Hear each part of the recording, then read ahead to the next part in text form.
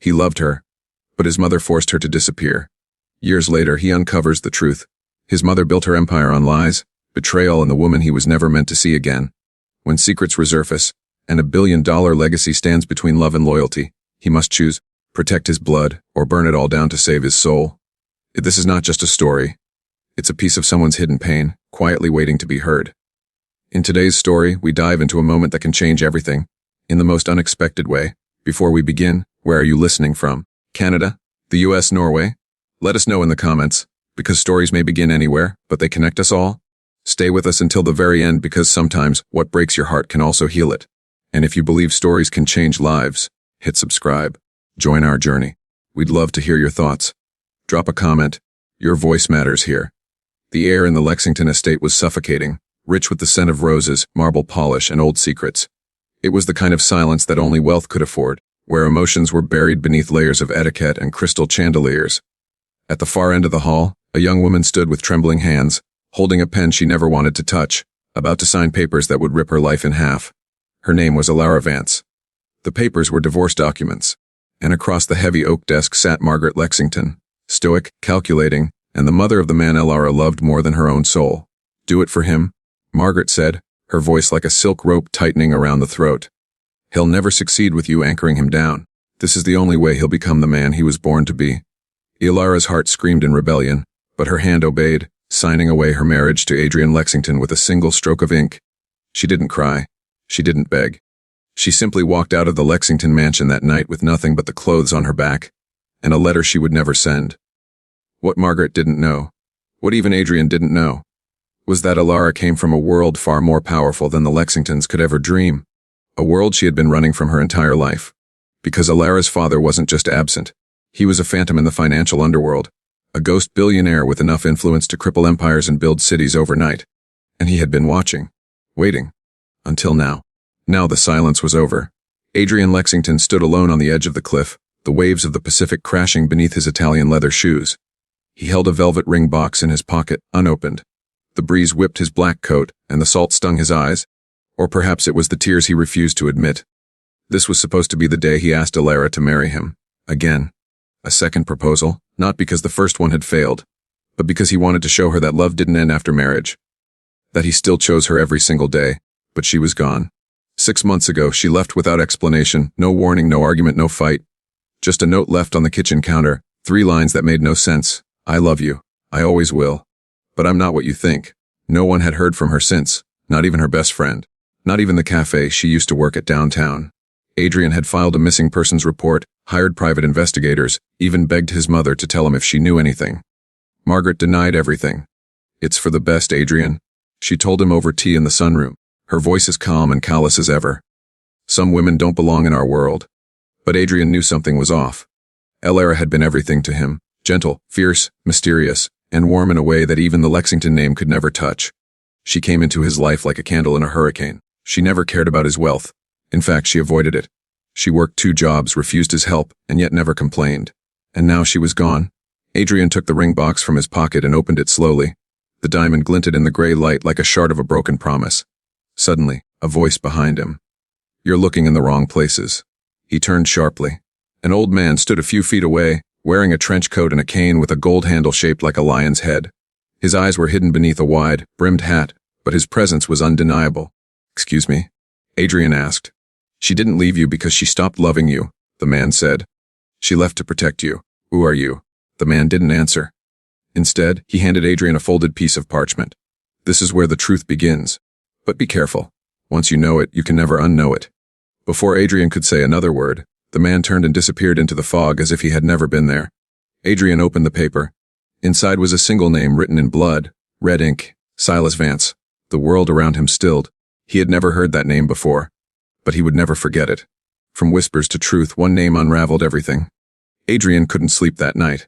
He lay in his high-rise apartment overlooking downtown San Francisco, the city lights flickering like broken stars beneath a rain-soaked sky. The name, Silas Vance, kept echoing in his head, reverberating through every thought.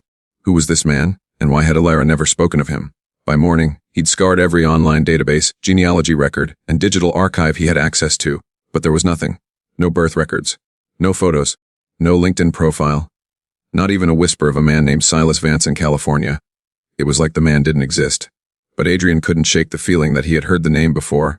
Not in speech, but somewhere deeper, tucked into the dark corners of memory. He pulled up Alara's old phone records, something he'd kept backed up on his private drive out of both grief and guilt. After hours of searching, one number appeared repeatedly. A burner phone. Dozens of calls in the months before her disappearance. No messages, no texts, just brief, timed calls at strange hours. 2:13 a.m., 40 a.m., 11:01 p.m., all from a number that no longer existed. But when he ran it through a decommissioned surveillance app he'd used during his business negotiations abroad, a location blinked back Ironwood Bay. A ghost town 2 hours outside the city, long abandoned after a fire gutted half its structures a decade ago. A place where nobody lived anymore, officially. Adrian felt his throat tighten. He grabbed his coat, the ring box, and the slip of parchment with Silas's name on it. He left a message with his assistant that he'd be off, grid, for the weekend and instructed the doorman not to let his mother into his penthouse under any circumstances. Margaret had lied to him before. He didn't know how deep that lie ran. The road to Ironwood Bay was narrow and overgrown, winding through thick redwood trees that stretched like sentinels toward the sky. Fog hung low and heavy, muting sound and color. As Adrian's black Range Rover rolled into what remained of the town, he saw broken window panes, collapsing rooftops, and signs choked by ivy. Then movement. A single cottage, untouched by time, stood at the end of a gravel path. Curtains shifted. Smoke drifted from the chimney. The world grew eerily still, as if it were holding its breath. He stepped out of the car and approached. Before he could knock, the door creaked open. The man from the cliff stood there, older up close.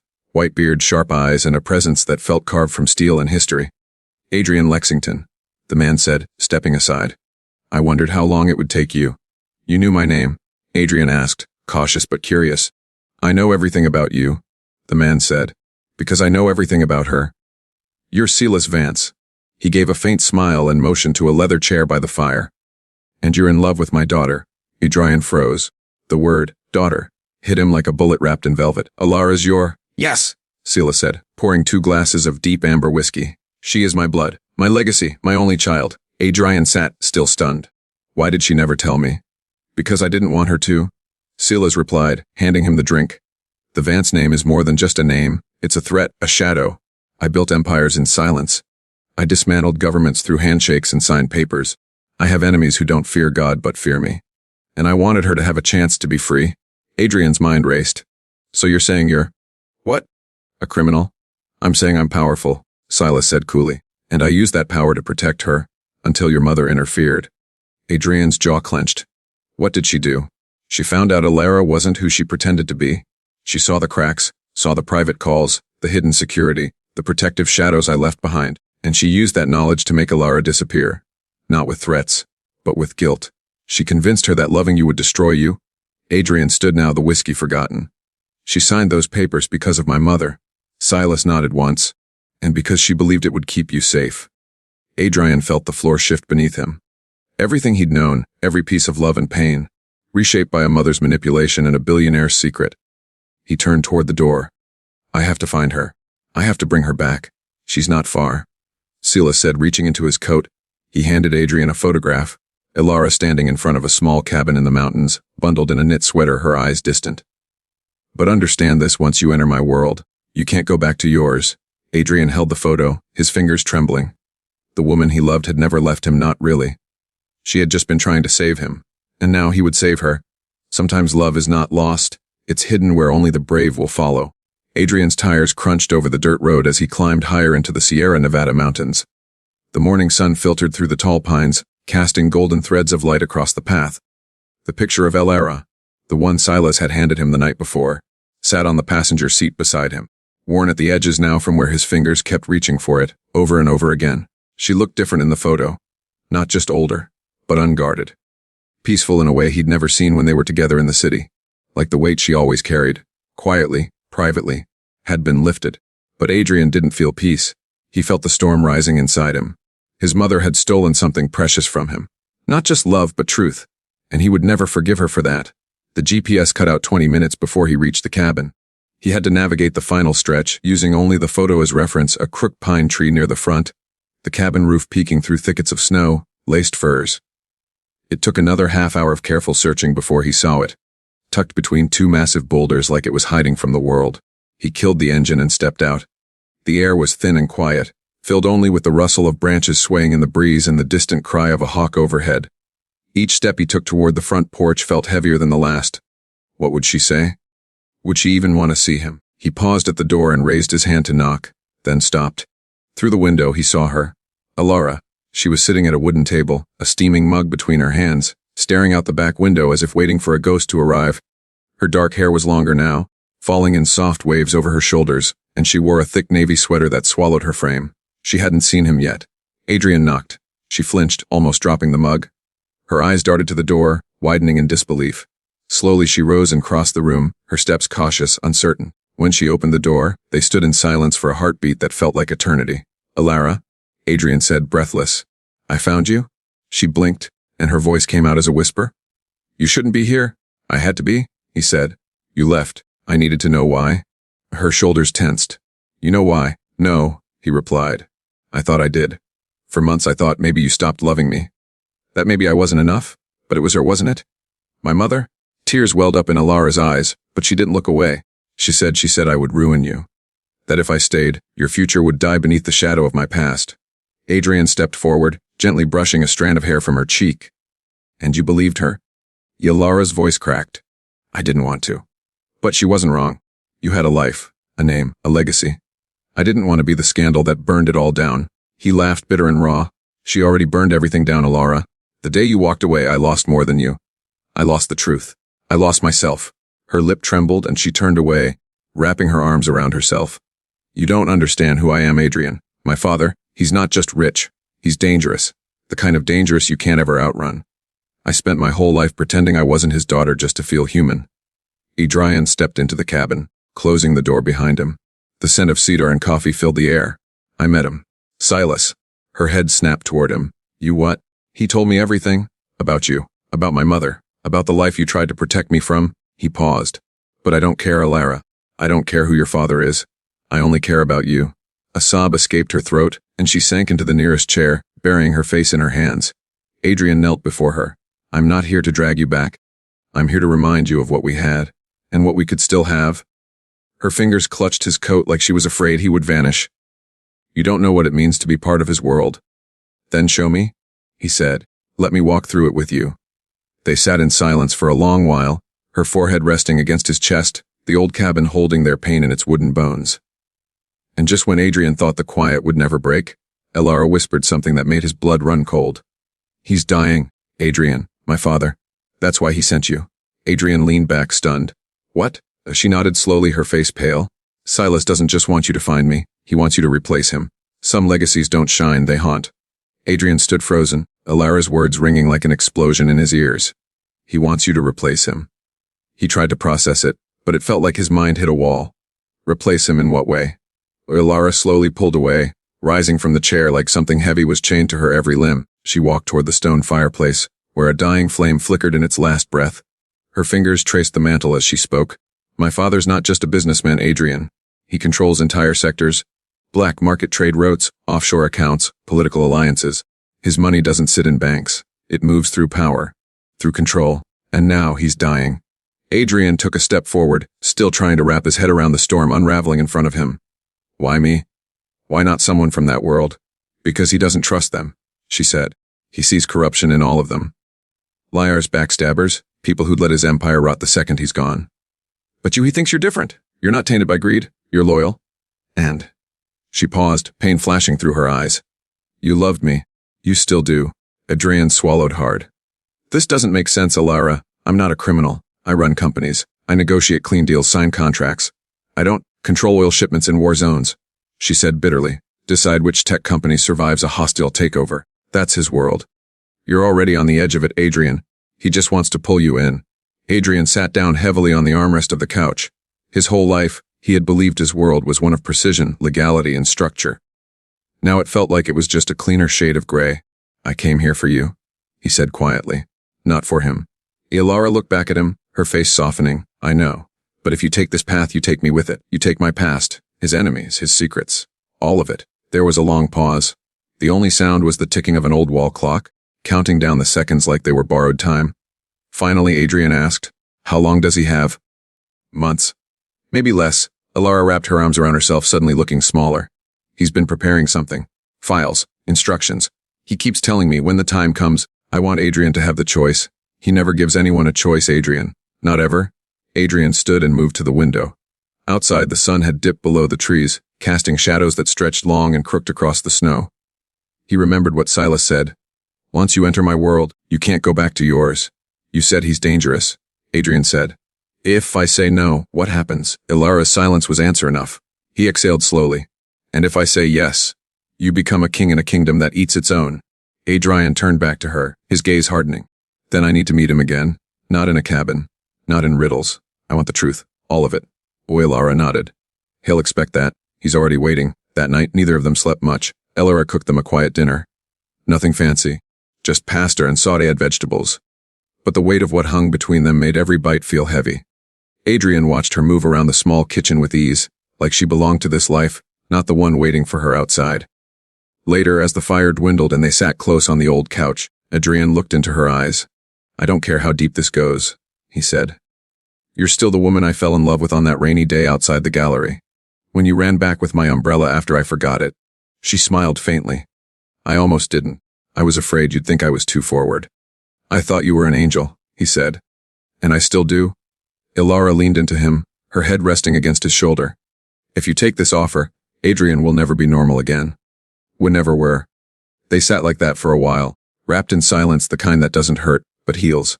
The next morning, Ilara handed him a sealed black envelope with no markings. What's this? Adrian asked. A test, she said, from him. Inside are the details of an operation he wants you to take over. It's clean. But only if you make the right choices. If you mess up, innocent people suffer. Adrian opened the envelope slowly. Inside were coordinates, names, offshore account codes, and an encrypted phone. His jaw tightened. What is this? Your first step into his world, Ilara said. He wants to see how far you'll go and who you're willing to become. Adrian stared at the contents, then looked up at the woman he loved, the woman he'd almost lost forever. I'll do it, he said. But somewhere deep in his chest, fear stirred. Not of the mission, but of what he might become. Every empire has a foundation. This one was built on silence, shadows, and sacrifice. The jet descended into the private airstrip just outside Zurich, Switzerland. Adrian stared out the window, watching the snow-dusted mountains rise like silent guardians in the distance. The black envelope was still tucked safely inside his leather satchel, its contents memorized but never understood. Not fully. He hadn't spoken much since they left the cabin. Ilara had offered to go with him, but he'd asked her to stay behind. Not because I don't need you, he had whispered, but because I need to do this as the man I am, not the man your father wants me to become. She'd understood. That's what terrified him most. A black SUV awaited him on the tarmac. The driver, a tall man with a scar down his jaw, said nothing as Adrian climbed in. Within minutes, they were speeding along winding mountain roads toward an estate hidden from every satellite, every digital map. Adrian had studied the folder during the flight. Silas's operation wasn't what he'd expected. It wasn't drugs, weapons, or hacking. It was something more insidious, a rare earth mining deal in an unnamed African nation, veiled behind a shell company and an NGO front. On the surface, it looked like humanitarian work, clean energy, sustainability, green future. But underneath, Silas's company had quietly secured the rights to 90% of the country's cobalt and lithium exports. Essentials for battery technology, military applications, and AI development. Billions were at stake. More than that, geopolitical leverage. And the final signature needed to push the deal through. A local tribal leader who hadn't been heard from in weeks. The objective was simple: finalize the deal without drawing international attention. Keep the NGOs quiet. Convince the leader, by any means, to agree. If Adrian succeeded, Silas would know he could handle the fire. If he failed, he might not be invited back alive. The estate in Zurich was unlike anything Adrian had seen before. Hidden behind a forest of pine and steel gates, it looked like a monastery fused with a data fortress. Stone walls. Minimalist architecture. No excess, no vanity, just power. Inside, a woman in a slate, gray suit waited for him in the entryway. Mr. Lexington, she said, extending a hand. My name is Ria. I'm your liaison. Everything you need to complete this mission is already in motion. You're expected to leave at dawn. Adrian shook her hand. What happens if I don't like what I see? Ria smiled faintly, her eyes unreadable. Then you've already failed. They flew to the African continent overnight on a jet that didn't show up on any flight path. Ria briefed him during the journey. The local leader, Dadu Ambe, controls access to the mining territory. He's deeply spiritual, suspicious of outsiders, but he respects directness, truth. If you lie, he'll know. If you posture, he'll laugh. What does he want? Adrian asked. His people protected this land for centuries. He wants dignity. Safety. Not handouts, not pipelines. He wants to know the world won't come to strip his soul from the soil. Adrian nodded. Then that's what I'll give him. The meeting was set near the mouth of the river, under the shade of acacia trees. Mbe arrived with no guards. Just himself, a walking staff, and eyes that seemed to pierce through flesh to bone. You are the new voice, Mbe said. But whose heart do you speak from? Adrian extended his hand, palm open in respect. Mine, he replied. And yours, if you'll let me. For the next 2 hours they spoke, not about money, but about legacy. Not about deals, but about the past. Adrian listened more than he spoke. He asked questions. He shared his own confusion about power, his disillusionment with the cold steel of business. And then he made an offer. A rewritten contract. It gave 40% of the revenue back to the local villages, ensured environmental protections, and placed an independent committee, chosen by Mbe himself, over mining oversight. Ree had warned him not to deviate from Silas's version. But Adrian had made a choice to lead on his own terms. Mbe looked over the document, his fingers skimming the ink. You are not like the others, he said quietly. You see the land, not just the stone beneath it. Then, without another word, he signed. That evening, back in Zurich, Silas was waiting for Adrian in a candlelit library carved into the mountainside. Well, the older man asked. Adrian tossed the signed contract onto the table. He signed, but I rewrote your terms. Silas raised an eyebrow but said nothing at first. He studied the papers, then looked up. You gave up $1 billion in revenue. I gained something better, Adrian said. Respect, legacy, and a reason I can still look myself in the mirror. Silas leaned back and, for the first time, he smiled. Good. Then you've passed your first test. Adrian blinked. You wanted me to change it? Silas nodded slowly. I don't need another predator. I need someone who still has a soul. Power without conscience is a bomb waiting to detonate. He gestured to a leather case on the table. Inside is the first key to the Vance estate. The rest will come when you're ready. Adrian's hands hovered over the case but didn't open it yet. I don't want to become you, he said. Silas's voice was low, then become something better. As Adrian stepped out onto the balcony that night, the cold wind brushing against his skin, he realized something unsettling. He was no longer the man who had stood on that cliff weeks ago with a ring in his pocket. He was becoming someone else. Blood may bind, but legacy divides. Margaret Lexington stood at the top of the marble staircase in the Lexington estate, her fingers wrapped around a delicate porcelain teacup, unmoved by the swirling storm clouds outside the towering windows. Her empire had been built on precision, discipline, and a ruthless understanding of who belonged, and who didn't. For decades, she had fought to shape her son's destiny. She had whispered behind boardroom doors, crushed rival families with smiles and legal warfare, and eliminated distractions from Adrian's life like pruning diseased branches from a perfect tree. But this betrayal, she had not foreseen. She watched the news feed on the TV screen with simmering fury. Headlines scrolled beneath a breaking report. Lexington Hair brokers historic mining deal in Africa. Ethical reform sparks global praise. Margaret set her teacup down with an audible clink. Not only had Adrian taken control of an operation she never sanctioned, he had done it with his name tied to a man she had spent years keeping out of his life, Silas Vance. Her lips thinned.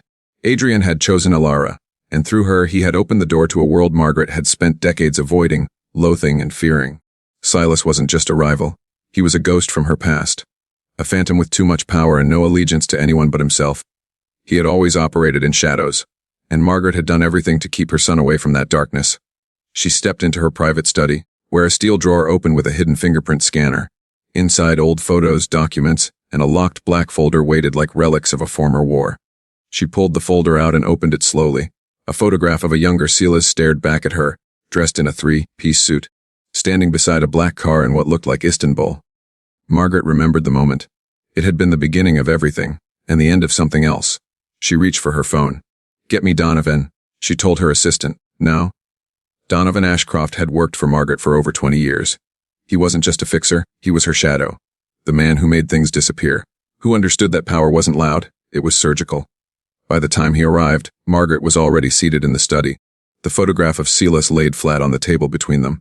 He's gotten to Adrian, she said without preamble. Donovan gave a slight nod. We assumed he might. Alara's disappearance bought us time, but clearly not enough. Margaret's eyes narrowed. I underestimated his reach. Silas doesn't just want Alara safe. He wants Adrian inside his empire, groomed, positioned, and worse, Adrian is walking into it willingly. Donovan was quiet. Then, what would you like me to do? Margaret didn't answer right away. She walked to the window, arms crossed, heart clenched in a way it hadn't been in years. Her son was slipping away. Not just from her, but from everything she had built for him. I want to bring him home, she finally said. But I won't beg. Donovan tilted his head slightly. Then you'll need leverage. Margaret turned, her eyes cold. Find me something that brings Silas Vance to his knees. Anything. If he has weaknesses, unspoken deals, hidden crimes, old debts, I want them. If I can't reason with my son, I will show him the monster he's trying to inherit from. Donovan stood. And Alara? Margaret hesitated for a fraction of a second. Then her voice turned steel. She made her choice. She walked into that world and pulled my son with her. If she wants to live in his darkness, so be it. But I will not let her drag Adrian down. As Donovan turned to leave, Margaret added, and Donovan, be discreet. This time, no mistakes. Meanwhile, across the ocean, Adrian returned to California. He didn't go home to the Lexington estate. He didn't call his mother. Instead, he returned to the penthouse he hadn't seen since the day he found Alara's note on the kitchen counter. The place felt different now. Smaller, dimmer. Like a cage painted in gold. He walked past the designer furniture and untouched liquor cart, straight to his desk. He pulled out the black leather case Silas had given him in Zurich. Inside was a single antique key. Old and iron forged with an engraving that read VI next to it, a handwritten note. If you're ready to know where it all began, come to the estate in Valencia. Bring no one. Tell no one. And be prepared to learn truths that will cost you. Adrian closed the case, heart pounding. There were still so many pieces missing, about Silas, about Alara, about the reasons behind his mother's hatred. He had tried to protect them both. To walk between two fires without getting burned, but now he realized. There was no middle ground. You either inherit the shadow or you are consumed by it. He texted Alara, I need to go to Valencia. Alone it's time. The reply came minutes later. Be careful. That's where everything started. And everything ended. At that very hour, across the city, Donovan sat alone in a candlelit office, sorting through confidential documents and surveillance photos. One file caught his eye. Marked in red, Silas Vance Project Echo, classified. He opened it, read the contents, and froze. A secret so dark, it had been erased from every official record. A secret, not even Alara knew. Some doors are locked for a reason. Some ghosts never stay buried. The road to Valencia was narrow and winding, cutting through golden hills and olive groves that had stood for centuries. Adrian kept one hand on the steering wheel and the other resting on the black leather case beside him, its iron key cold against his fingertips. He hadn't told anyone where he was going. Not Alara. Not his assistant. Not even the security team he usually kept on standby. This, whatever this was, had to be faced alone. Silas's note echoed in his mind, be prepared to learn truths that will cost you. The estate revealed itself slowly, nestled between vineyards and ancient stone walls covered in ivy. At first glance, it didn't look like the lair of a billionaire, more like an abandoned monastery. But as Adrian pulled up to the towering iron gates and held the key up to the embedded scanner, the metal creaked open, as if the house had been holding its breath for years. The gravel crunched beneath his tires as he approached the main villa. No servants, no guards. Just silence and memory. The front doors opened with a groan, revealing a vast marble foyer bathed in sunlight pouring through cathedral windows. Dust floated in the air like snow. Paintings lined the walls. Portraits of stern men and graceful women, none labeled, none smiling. Then a voice. I knew you'd come. Adrian turned sharply. Silas Vance stood at the end of the hallway, thinner now, leaning heavily on his lion-headed cane. His skin was pale, his cheekbones sharper, and his breath shallow. But his eyes, those calculating eyes, still burned. You're dying, Adrian said almost as a question. Silas smiled faintly. We all are. I'm just doing it faster than most. He motioned for Adrian to follow, and they moved through the estate in silence. Room after room past them, libraries with floor-to-ceiling shelves, a chapel with stained glass windows, a dining hall with a table long enough to seat 30. But it was the final door that mattered. Silas unlocked it with a second key pulled from his coat. Beyond was a private study. Smaller, darker. Lit only by a single desk lamp and the dying orange glow of a fire in the hearth. The walls were covered in newspaper clippings, maps, red string, and photographs. Dozens of them. And at the center of it all, a single name, Margaret Lexington. Adrian's blood ran cold. You've been watching her, he said. Silas nodded. Your mother and I go back further than you know. Adrian stepped forward, scanning the wall. Clippings detailed political bribes, offshore accounts, blackmail schemes. But there were also letters, faded, handwritten ones, love letters. Adrian turned, stunned. You were in love with her? Silas's face softened with something bitter. Once, long before she married your father. Long before she became what she is now. Adrian's voice was tight. Why didn't she ever tell me? Because it would have destroyed everything, Silas said. She chose power, I chose shadows. She married into a name. I disappeared into wealth. And you? He stepped closer.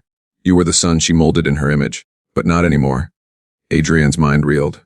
So this was personal all along. You weren't just protecting Alara. You were getting revenge. Silas didn't deny it. I wanted her to see that no matter how tightly she gripped the world, it would slip through her fingers the moment you chose something real. And you did. You chose Alara? Adrian backed away, breathing hard. You manipulated me. I gave you the truth. Silas said quietly. The kind your mother buried. I gave you choice. Adrian shook his head. You think you're different from her. You're the same. You used people to build your empire, and now you want me to inherit it. Silas's voice dropped to a whisper. I want you to change it. Adrian turned, pacing. Why me? Silas moved slowly to the desk and pulled out a dusty journal.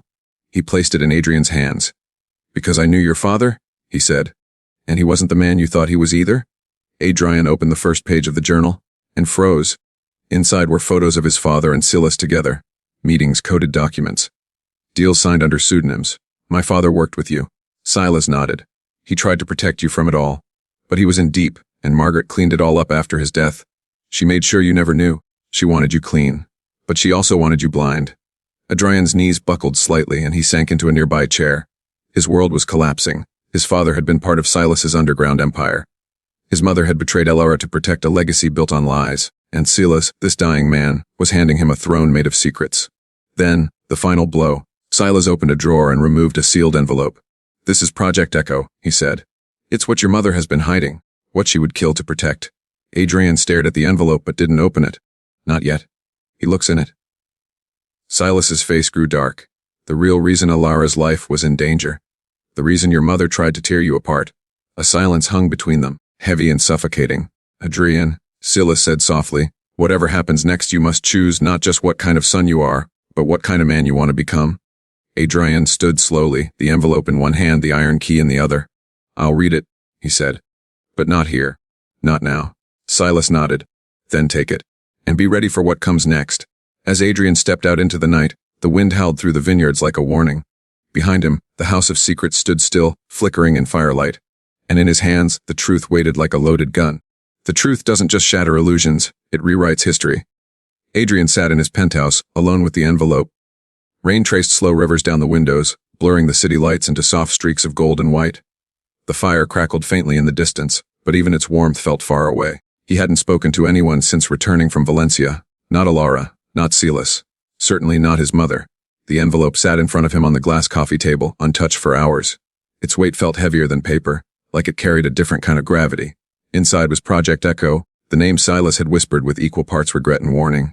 Adrian poured himself a glass of scotch, his hand trembling just enough to spill a few drops on the floor. He downed it, then slowly broke the wax seal. The contents were minimal. A classified CIA document, a grainy photo, a birth certificate, a short handwritten letter. At first, the pieces made no sense, but as he examined them, one by one, the puzzle formed a picture that made his skin crawl. The document bore the seal of the U.S. government, dated 29 years ago. It referenced a covert operation in Eastern Europe, smuggling sensitive data through a corporate intermediary linked to Western intelligence. The document didn't name names, only code names. But one stood out: ECHO went in Margaret Lexington. Adrian blinked. His mother, a government informant. Then came the photo, a black and white surveillance image of a much younger Margaret in a trench coat, standing next to Silas Vance outside a research facility in Berlin. Her expression was hard, determined, and behind her stood a steel container marked with a faded insignia, DARPA Neural Interface Prototype. Adrian's hands began to sweat. Then the birth certificate. Name Alara Vance, mother classified, father Silas Vance, date of birth redacted, place of birth underground lab, code ZM100 Sue. His breath caught in his throat. Underground lab? Alara hadn't just grown up with secrets. She was one. The final item. The letter was scrawled in fading ink. It was from Silas, addressed not to Adrian, but to Margaret. You promised me she would never know. You promised to protect her if I walked away. I gave up everything, Margaret. My name, my network, my future for her safety. You used her. You made her disappear not to save Adrian, but to bury what you did in Berlin. You turned her into a liability. But she's not your mistake to erase anymore. She's mine to protect. And Adrian, he's going to learn everything. Even if it kills him. Adrian leaned back, his pulse pounding in his ears. This wasn't just about business. This wasn't just about legacy. This was about human experimentation, a government-sanctioned neuro-interface project that Silas had stolen, risking his life to destroy, and his mother had tried to sell back to the highest bidder. And Alara had been born into it. Was she a test subject, a result, or simply a witness? He didn't know. All he knew was that every truth he'd been given by his mother was a lie in disguise. His father's death, covered in mystery. His mother's rise to power, fueled by betrayal. And Alara's abandonment, engineered to protect Adrian from truths so monstrous they couldn't be spoken. He picked up his phone and dialed. Not Alara, Silas. The call connected immediately. I opened it, Adrian said. I know everything? A pause. I'm sorry, Silas said, his voice tired. I wanted you to hear it from me, not find it alone. But I knew once you saw it in black and white, there'd be no going back. Adrian's jaw tightened. Was she part of it? The experiment? Silas exhaled. No, she was born after it ended. But she was close enough to be a liability. And when your mother found out, she saw Alara as a loose thread. Something that could unravel everything. She tried to erase her. She almost succeeded. Adrian's voice cracked. What now? There was a long silence on the other end. Now, Silas said, you decide who you want to be. The heir to a clean empire built on lies. Or the man who burns it all down and builds something honest from the ashes. The next day, Adrian drove to the Lexington estate. He hadn't stepped foot there since the week after Alara vanished. But this wasn't a social call. He didn't knock. He walked through the grand double doors like a man who belonged. Margaret sat in the sunroom, sipping her usual tea, pretending to be unbothered by the storm gathering in his eyes. You've been busy, she said, not looking up. Adrian dropped the Project Echo file on the table. You lied to me. She glanced down at the file, then finally met his gaze. I protected you? No, you protected yourself. You erased Alara from my life not because of her father, but because of what you did with him. You thought burying the past would keep the future clean. And it did, she said coldly. Until you dug it up. Adrian stepped closer, voice low. I'm not your puppet anymore. I'm not going to inherit your world of half-truths and silk, draped knives. I've seen what lies beneath it. Her hand trembled, just slightly. Then what will you do? Adrian turned and walked to the door. You'll see. That night, Adrian met Alara in a safe house outside the city. He didn't speak. He just held her. And when he finally let go, he whispered one thing in her ear. Your father's gone? She pulled back. What do you mean? Adrian nodded, eyes hollow. He gave me everything. And then he disappeared. His estate is empty. His security detail is gone. His number, disconnected. Alara's breath hitched. That means... Adrian looked away. No one disappears unless they choose to. Or unless someone makes them. To take the throne, he must first confront the ruin it's built upon. The rain hadn't stopped in 3 days. Adrian stood at the edge of the rooftop of one of Silas Vance's hidden properties. An abandoned observatory overlooking the Pacific Ocean, now converted into a secure archive of the Vance Empire. From here, he could see the sea stretch into the gray beyond, endless and merciless, just like the weight now pressing on his shoulders. He hadn't heard from Silas in a week. His disappearance wasn't random. It was orchestrated, clean, and untraceable. Either Silas had truly vanished to escape the past, or someone had erased him for good. Inside the observatory, beneath layers of dust and silence, were the documents that mapped the Vance Empire in its entirety. Shell companies, quiet bribes, off-the-record favors with heads of state, and real estate assets scattered across 5 continents. It was all his now, and Adrian hated every page of it. Alara waited downstairs, reading through old field reports and intercepted communications Margaret Lexington had tried to suppress. With each passing hour, the pieces were aligning, and the truth began to rot from the inside out. Your mother was part of the Berlin handoff, she said, flipping through a declassified intelligence file. She brokered the transfer of a U.S. defense prototype into private hands. She knew Silas would take it and run, but she expected to control him afterward. Adrian stared at the black and white photo of his mother shaking hands with a military scientist. She never intended to protect me. She just wanted a future clean of guilt. Alara looked up, eyes heavy. She loved you. In her own warped way. He shook his head. No. She loved her vision of me. What I was supposed to become, not who I am. There was a silence between them, long and painful. Then Alara walked over and placed a small black box in his hands. We found this in your father's archived files. It's encrypted. But the name on the encryption key is yours. Adrian's chest tightened. My father? Alara nodded. He knew all of this. He was working with Silas to stop Margaret. But he died before he could act. This box, it was meant for you. Adrian stared at it for a long moment, then inserted the key Silas had given him. The one that had opened the gates in Valencia. The screen on the front flickered. Then the box clicked open. Inside, a flash drive and a letter. He picked up the letter first. Adrian, if you're reading this, I didn't survive long enough to tell you everything. You grew up believing I was just a businessman. But I was a part of something darker. When I tried to leave it, your mother didn't follow me. She rose above me. Silas and I weren't enemies. We were allies until your mother turned us into threats. We made a pact to protect the one thing we couldn't afford to lose. You. Everything I built, everything I destroyed, I did it for your future. and now it belongs to you.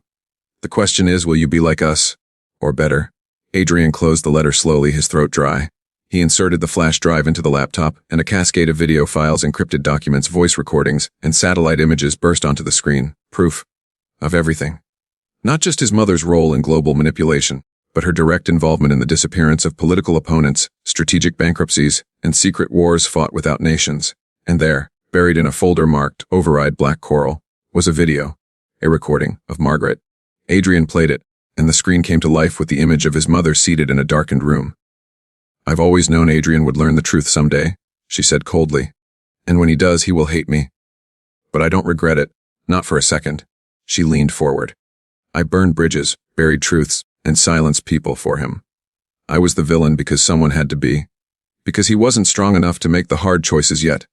But when the world turns on him, when he realizes that kindness is weakness, that love is leverage, that mercy is betrayal, he will remember me. Her eyes hardened. And he will become exactly who I raised him to be. The video ended. Adrian stared at the blank screen, a strange numbness settling in his chest. It wasn't just betrayal, it was prophecy. That night, as he and Alara sat in the observatory watching the storm roll in over the ocean, Adrian finally broke the silence. She wanted me to hate her.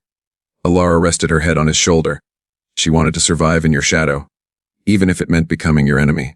He didn't respond. His phone buzzed. A message from a restricted line. You've seen the box. Now come home.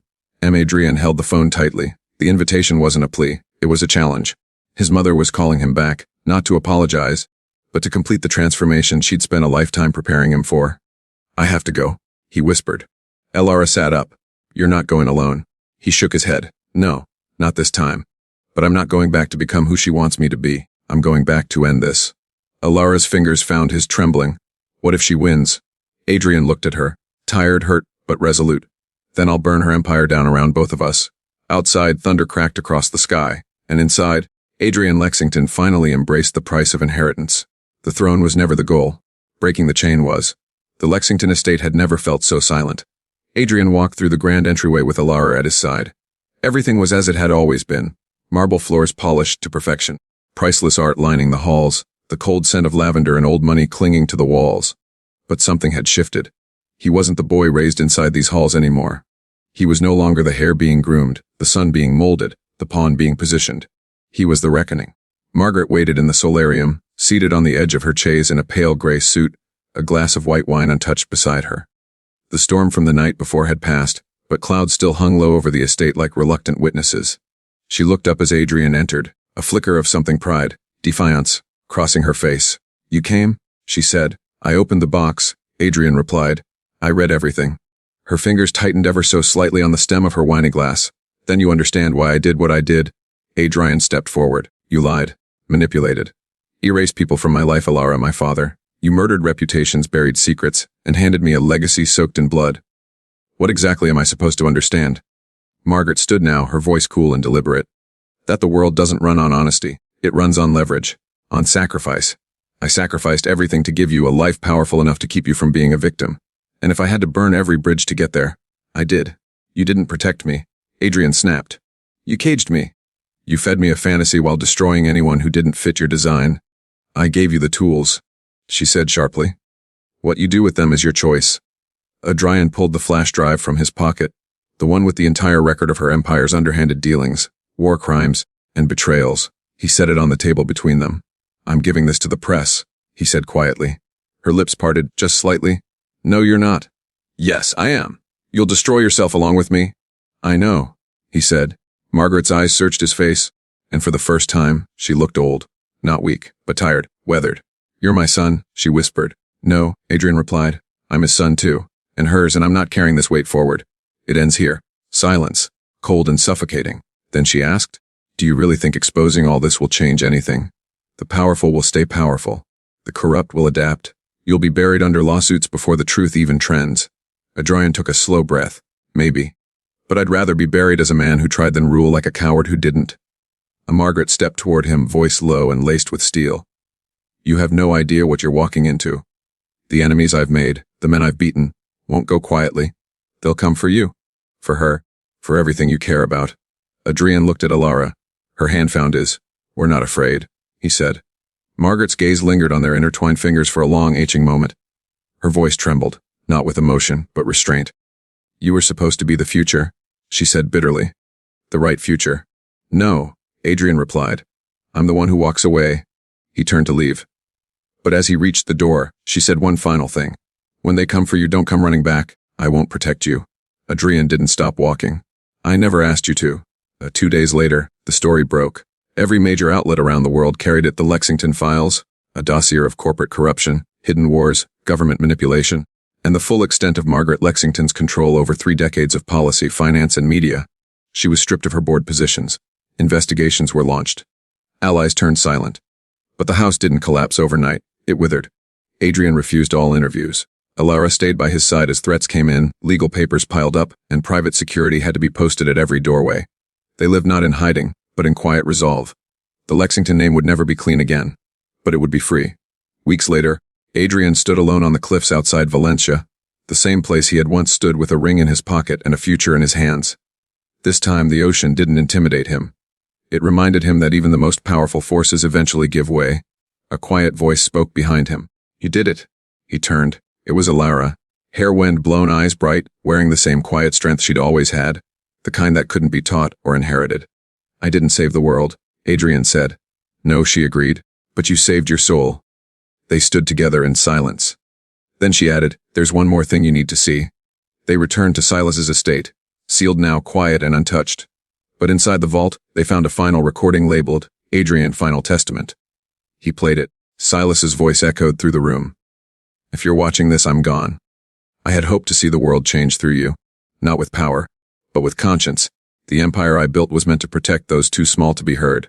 Somewhere along the way, I forgot that. You reminded me. I leave you with nothing, no titles, no money, no throne. Only the truth. What you do with it will shape 100 futures. Just don't become me. Become better? Become the man she believed you could be. Adrian closed his eyes and let the past go. Epilogue. 1 year later, Adrian and Alara sat beneath a quiet tree in a refugee school they helped build in Eastern Africa, on the same land where the mining deal had once nearly stolen everything. No security, no press, just children laughing. Adrian looked up at the sky. He didn't inherit a kingdom, he built peace from its ashes. And for the first time in his life, he felt free, truly free. He thought she left because she didn't love him. She thought he abandoned her without a fight. But neither knew the truth, that his own mother had torn them apart and stolen years of their lives. Now, standing face to face, with the truth finally revealed, they must choose, let the pain destroy them or fight for the love that was stolen